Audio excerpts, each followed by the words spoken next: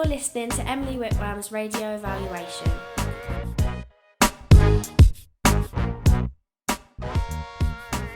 How does your media product represent particular social groups? The first music that we introduced was Rihanna, and Rihanna is more aimed towards the younger generation, so I think that shows that our radio station is for the younger generation. However, we did try to introduce a bit more of variety by adding an interview with Robbie Williams, and hopefully that would show that we're trying to attract a wide variety of audience instead of just one. The older generation will enjoy that, and they'll also enjoy the parts about the news, because the younger generation don't really like news, really. In what ways does your media product use, develop or challenge forms and conventions of real media products? We used many different jingles because we found when we were researching different radios that they always use jingles. However, we didn't like the singing jingles that they really tended to do. We didn't feel comfortable doing that, and we found that using sound effects and upbeat music made it a lot more younger and would attract more of the generation that we wanted to. We also didn't use just one person for the jingles. We'd use different ones to make it more interesting. The news bulletin, we did that similar to other radios by using a man and using it really slow. We made sure that he was speaking calmly and not just rushing, and we made sure that we used everything that was going on in Berkshire instead of just using a certain topic of news.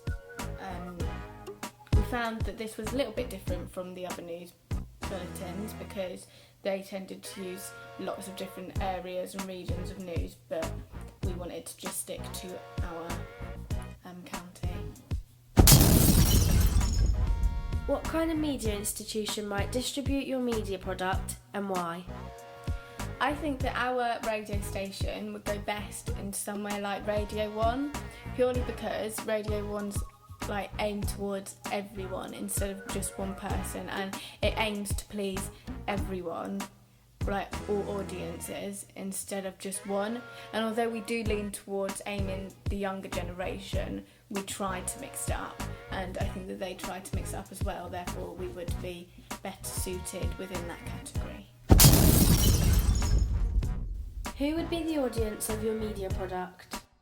Well, we try to aim to please loads of different audiences, so that way we'd use different types of music, different types of interviews, different types of news and different advertisements to attract different audiences. Like we used the Barbados holiday to attract the younger teens and older teens, and then we used the music to attract younger people, and we used the interview with Robbie to make it more interesting for the older generation and things like that. We really wanted to mix up the audience, and we really wanted everyone to enjoy it.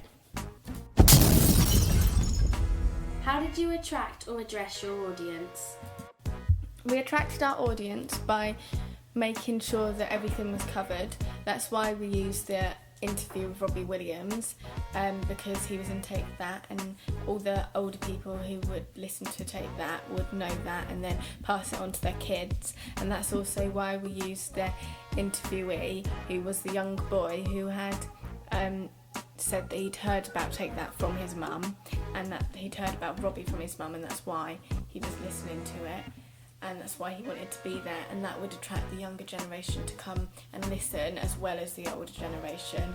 Also, the music meant that younger people would want to listen to it more, and the adverts about going on holiday meant that more teen people, older teens, would want to listen because they like to win free things like that. What have you learnt about technologies from the process of constructing this product? We learnt loads when we started using this equipment because we hadn't had very much experience with it at all. So it was really new to us, and using it all made us realise how difficult it is, but also made us realise how interesting it was, and that's what I really enjoyed doing it. I think it went really well on that part of using all the different effects and the different jingles and everything we could add into it, and cutting pieces out and overlapping and everything. It was really fun to learn everything to do with the radio equipment. Looking back at your prelim task, what do you feel you have learned in the progression from it to the full product? Well, when we did our prelim, we didn't have a clue about any of the equipment because we'd never done it before. It was our first time doing it, and also there was 4 of us in the group, which now there's only 2 because the other 2 had dropped out. So it was a lot more exciting to do it then because we were all doing it together. However, when we moved on from the prelim and did the actual thing, and there was only 2 of us doing it, it was a lot more difficult. But we learnt a lot more of how to do the different effects, and to be honest, I think it was a lot better that we did it in a 2 because doing it in the 4 meant that there were different arguments and people wanted different things, whereas when we were in the 2 we could really work together and try to do it properly. Thank you for listening to my evaluation.